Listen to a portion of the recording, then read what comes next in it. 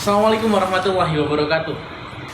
Saya Aditya Amar Ramadan dan kawan saya Muhammad Fahmi Niam. Di sini kami akan mengajak teman-teman sekalian untuk berdiskusi pengaruh Arab Saudi di kawasan Timur Tengah. Yang pertama, kami ingin membahas terlebih dahulu sejarah kerajaan Arab Saudi. Sejarah kerajaan Arab Saudi terbagi menjadi 3 periode. Yang pertama, Muhammad bin Saud di Ad-Diriyah. Lalu ada Imam Faisal bin Turki, lalu ada Abdul Aziz Ahimahullah. Nah, yang pertama yaitu periode Muhammad bin Saud di Ad-Diriyah. Nah, berdiri sejak abad ke-12 Hijriah atau abad ke-18 Masehi, berakhir pada tahun 1233 Hijriah atau 1818 Masehi.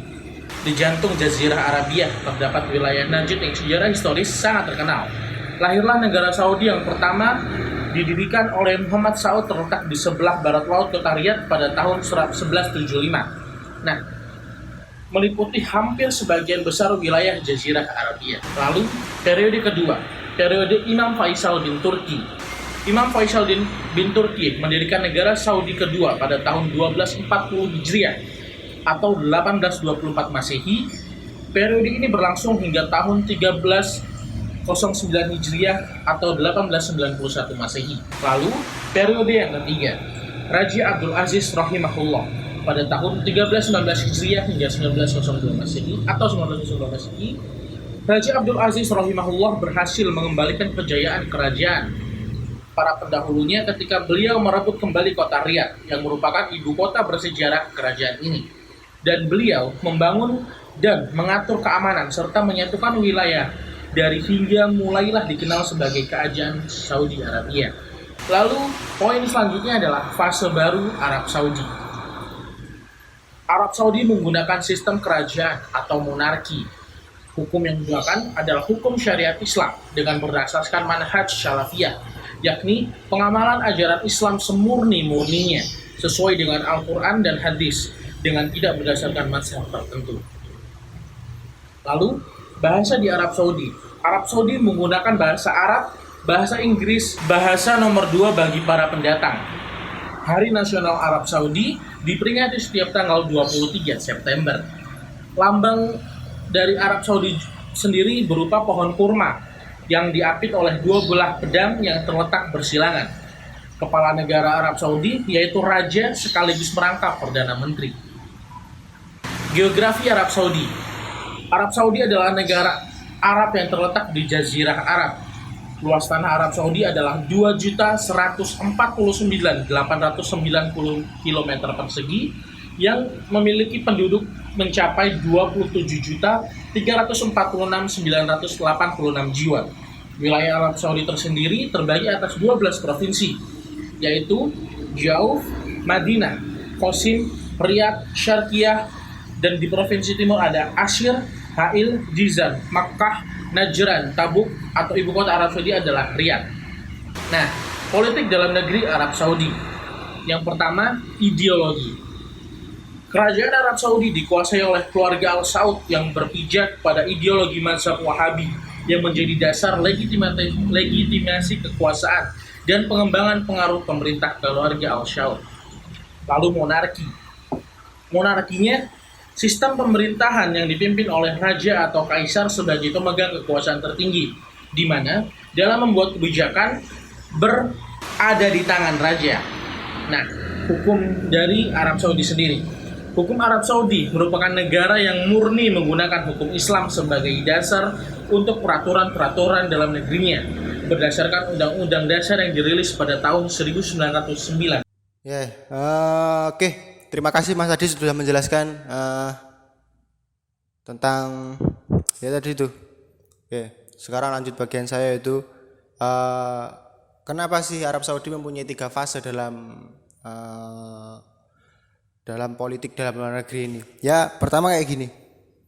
Oke, pertama Arab Saudi adalah negara Islam. Dia itu ingin menjalin hubungannya antara negara Islam dengan negara Islam lainnya. Tapi tidak menutup kemungkinan bahwasanya bisa jadi Arab Saudi ini nanti kalau berhubungan dengan Islam saja, maka dia tidak mempunyai negara-negara yang non Islam, padahal yang non Islam tuh mereka kuat-kuat ternyata. Oke, maksud saya pada fase pertama yaitu fase Dynastic Alliance pada tahun 1932 sampai 1956. Pada fase ini Raja Abdus melakukan diplomasi politik secara pragmatis. Dia itu juga memberikan, contohnya kayak gini, dia itu memberikan sebagai dampak politik luar negerinya, dia memberikan kepada Palestina sebuah senjata militer dengan tujuan untuk membasmi tentara Inggris pada waktu itu. Oke, itu Dynastic Alliance di fase pertama. Oke, kita menuju fase yang kedua. Fase yang kedua yaitu fase-fase itu dinamakan biasanya fase Arab Cold War, yaitu Arab peperangan Cold dingin lah. Ya, peperangan dingin. Oke, di bawah Raja Faisal, politik luar negeri Arab Saudi terhadap negara-negara Arab dapat dikategorikan sebagai politik yang konservatif untuk mengimbangi arus revolusioner negara-negara Republik Arab. Arab Saudi berusaha menjalin persahabatannya dengan negara-negara monarki Arab lainnya seperti Yordania, Kuwait, Maroko, dan lain sebagainya karena digebahan sharing gimana sih sistem monarki pada negara-negara lain dan bukan pada negara-negara Indonesia, negara-negara Arab Saudi saja. Menuju ke fase ketiga, politik luar negeri Arab Saudi itu semakin maju.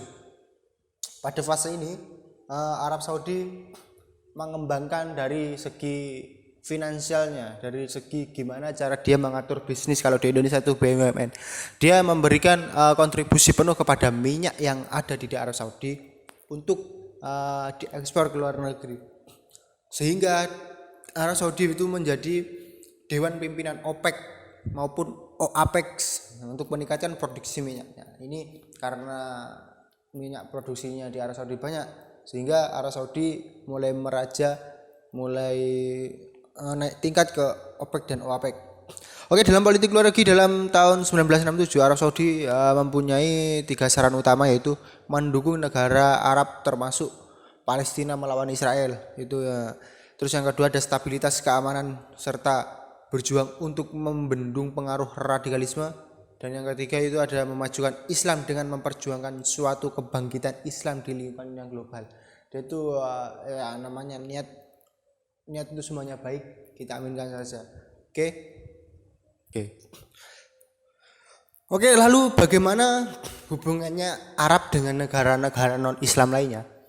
Seperti kan ini kan suatu hal yang aneh, misalnya Islam dengan Kristen, hubungannya Islam yang ketat dengan maksudnya dengan non-Islam yang ketat atau dengan yang lainnya. Karena Islam itu banyak musuh juga, tapi Arab Saudi bisa mengatur ini semuanya. Salah satunya dengan negara Amerika Serikat, Republik Amerika Serikat.